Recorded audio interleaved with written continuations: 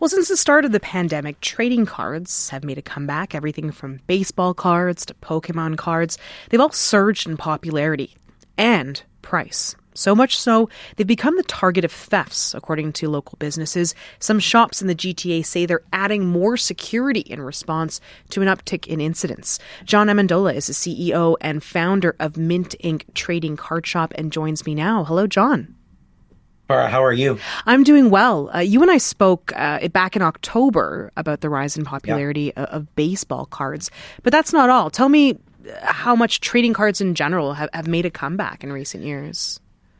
Yeah, like it's been crazy. We touched on it a little bit when we were talking about the Blue Jays, just with respect to value.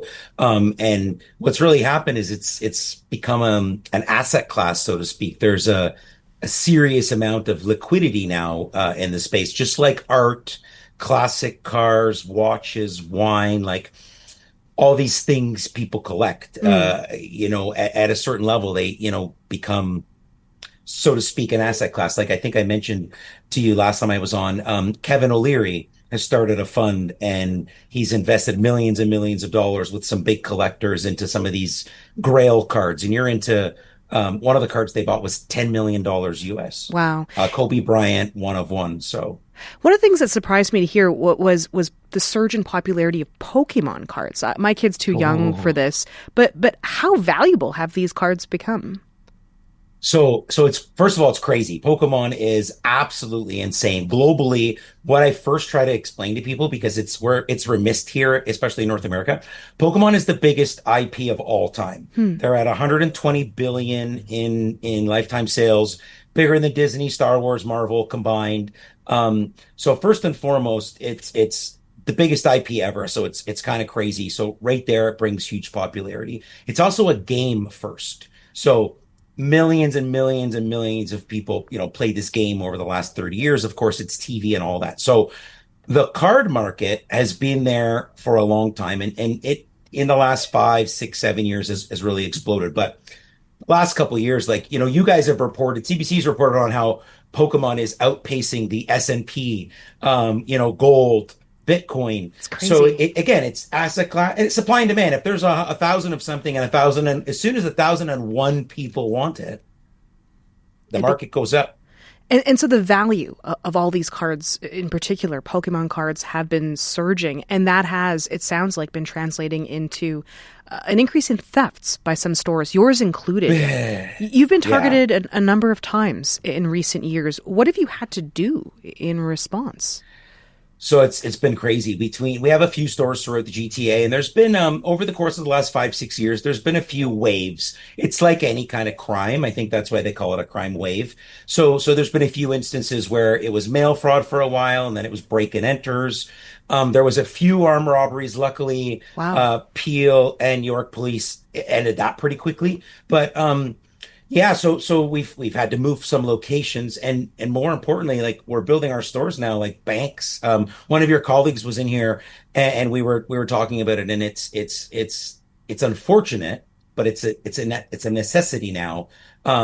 Bars, double door buzzers, cameras, audio recording, 24-hour surveillance. We're Hmm. building locations close to police stations. It's sad, but it's the reality. And fortunately, um, if you do it right, it is enough of a deterrent that, if the staff are trained properly and all the policies and procedures are followed, you can be. We had a break in a couple weeks ago. Since we've chatted, we had an attempted break in. They Really? tried to smash some glass. They can't get anywhere. Our doors are all double door mag, so there's no locks to turn. So it's a pain in the butt. I got to wake up, or one of my leaders has to wake up at 4 a.m. and file a police report and meet a glass guy. But it's just part of the rhythm now. It happened November 8th, the Saturday or the 10th, whatever. And by 8 a.m., the door was fixed, the glass was cleaned up, and the store open at 10 o'clock like normal. So it's a huge part of our business now, unfortunately. Why do you think? I mean, you're not the only business. I know as part of our reporting, we spoke to other businesses that are seeing these break ins or attempted break ins. Why do you think we are seeing more of these? And are these people who are targeting specific items or just in general, they're there to steal some of these Yeah. valuable goods?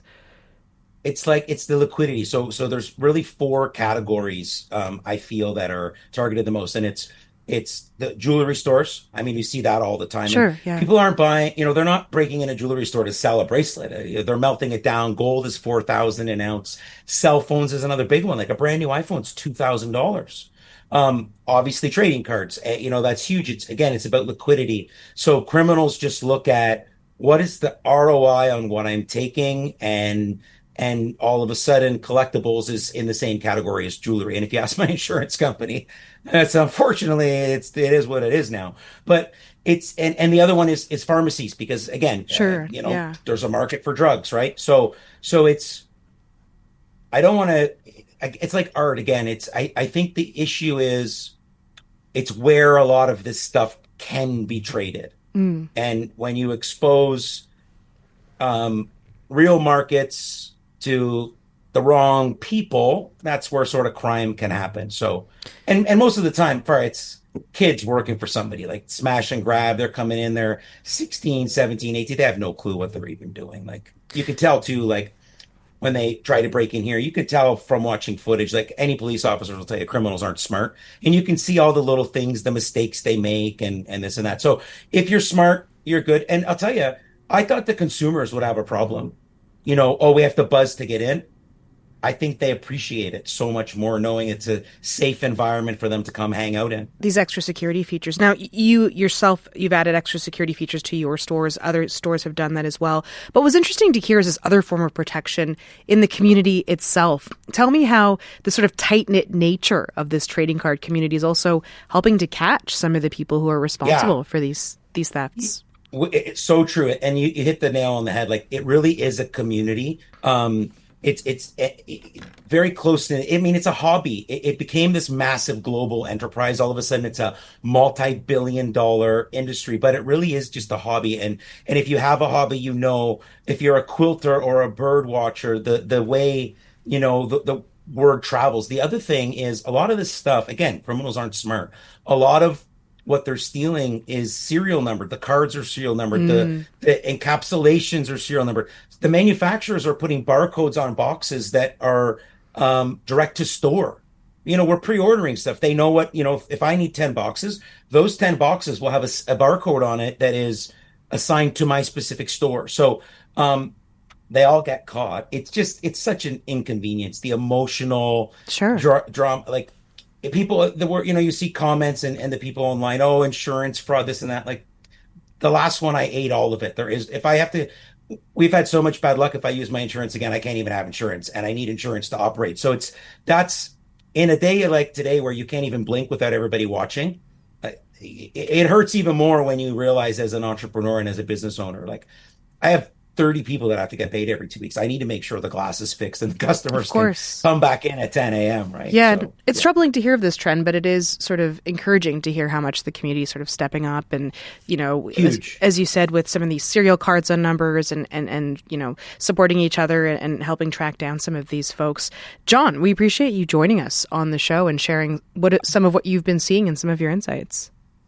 I appreciate that. I'm going to leave you with one more thing for your listeners. All right.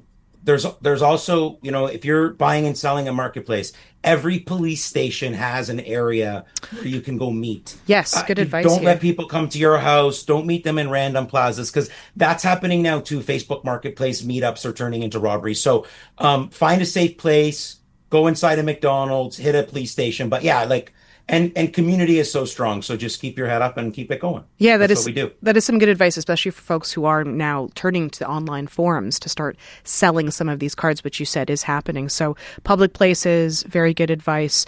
John, thanks so much. Farrah, thanks so much for having me. And one of these days, we're going to open some cards together, me and you. Hopefully. This is your second time on the show, and we still haven't met in person. Thanks so much. Thank you so much for the opportunity. Cheers. Cheers. John Amendola is the CEO and founder of Mintink Trading Card Shop. We were talking about how local trading card shops have been ramping up security in response to some waves of theft.